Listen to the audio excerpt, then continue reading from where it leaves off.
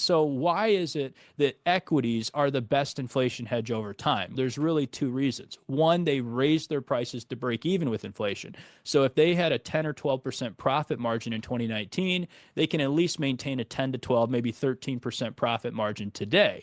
Now, where the left of the political aisle gets this wrong is they say, Nick, profit margins are higher than 10 or 12% on the S&P now, so it must be price gouging. It must just be greedy corporations. There might be one or two greedy corporations out there, but I can tell you that the increase in margins has really not helped the grocery store. So all these people on the left who have said, oh, we got to go after the grocery stores and the companies that make washing machines and all this nonsense just don't understand that their profit margins are literally almost the same as they were 5 years ago. But what's different are the profit margins of technology companies and companies that really have had just great corporate strategy, good management teams. And where do they get their additional margin from? They've got an additional profit margin by reducing their input costs, by using technology. So the saving grace of the equity market over time is the fact, one, we can raise prices to keep up with inflation, but number two,